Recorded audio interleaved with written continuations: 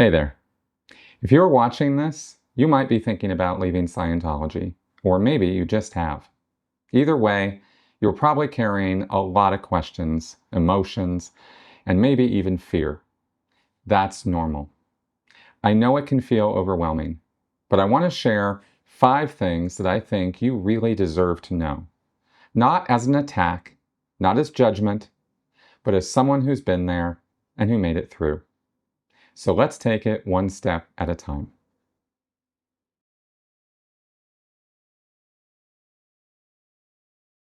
One of the most powerful ways Scientology keeps people stuck is by redefining the word responsibility. When something bad happened to you or around you, how many times were you told that you pulled it in, or you're at cause, so deal with it?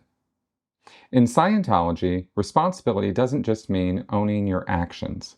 It means you're somehow to blame for everything, even things that happen to other people or things far outside your control. There's an LRH quote from Advanced Procedure and Axioms that says, "Responsibility is the ability and willingness to assume the status of full source and cause for all efforts and counter-efforts on all dynamics. Whatever occurs to one, wherever on whatever track, is actually on his own responsibility." Sounds empowering, right? But here's the trap. If you're always the cause, then anything that goes wrong in your life must be your fault. You didn't get a result in session? Your fault. You're struggling emotionally? Your fault. The church hurt you? You created that condition. It trains you to question yourself constantly, but never the organization. Let me put it this way. If you went to McDonald's and ordered a burger and it came out raw, you'd take it back and ask for a new one, right?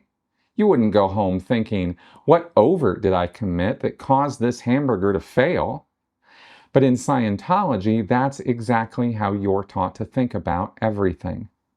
This isn't spiritual growth. It's psychological control, and you deserve better.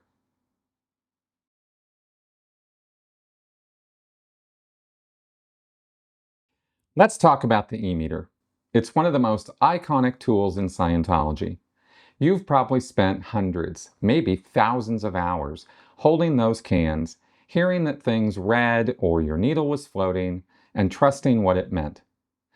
But here's the truth. The e-meter doesn't read your thoughts. It doesn't detect charge or react to mental image pictures.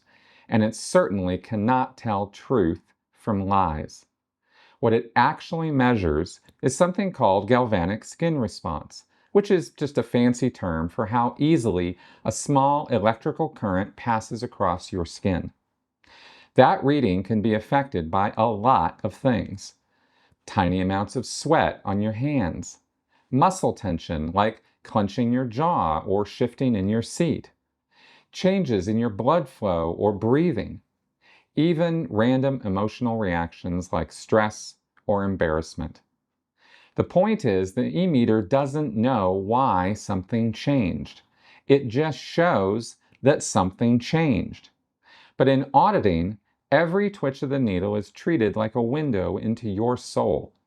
That's a lot of power to give a machine that's really just reacting to your skin. It doesn't mean you didn't have realizations or personal insights in auditing. But the machine itself, it's not magical. It's not spiritual. It's just a device, and it was used to create the illusion of certainty.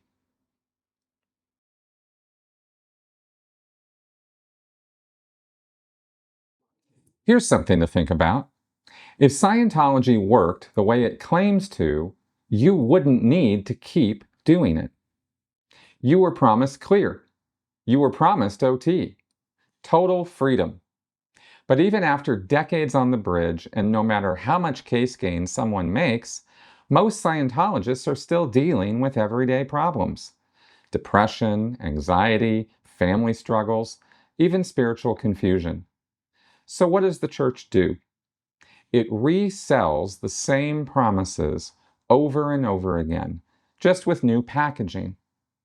In the 1980s, they launched big Dianetics campaigns and said that this was going to be the thing that would blow the lid off planetary clearing. It's pretty obvious that didn't happen. In the 1990s, they did it again, saying that a new Dianetics campaign was going to bring in hundreds of thousands of people and make every org St. Hill size. That didn't happen either.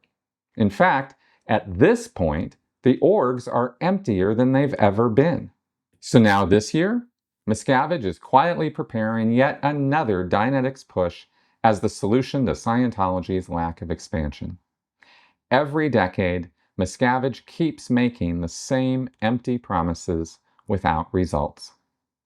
And let's talk about the bridge. In the 80s, they said they went through all of Hubbard's books and lectures, and they made sure the bridge was fully on source. In 1996, David Miscavige announced the golden age of tech to standardize training and auditing all over again.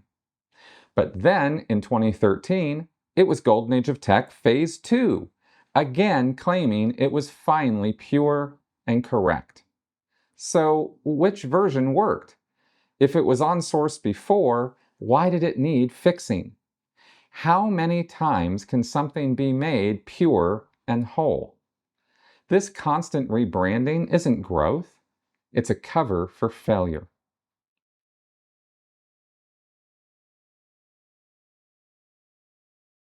You were told that anyone who criticizes Scientology is a suppressive person, someone deeply evil or antisocial. But here's the truth. Most SPs are just former members who started asking questions. People who noticed the contradictions. People who couldn't ignore the abuse. People like you.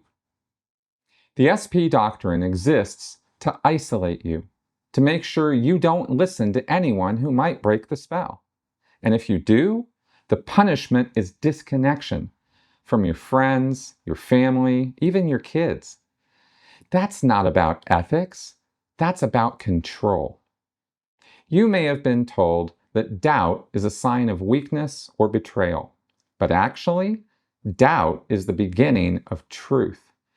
Doubt is how every real spiritual journey starts.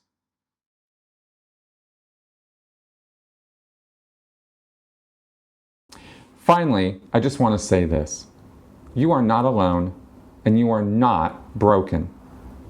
Thousands of people have left Scientology and gone on to live happier, freer, more authentic lives. It takes time, it takes healing, but it's possible. And you don't have to throw everything away overnight.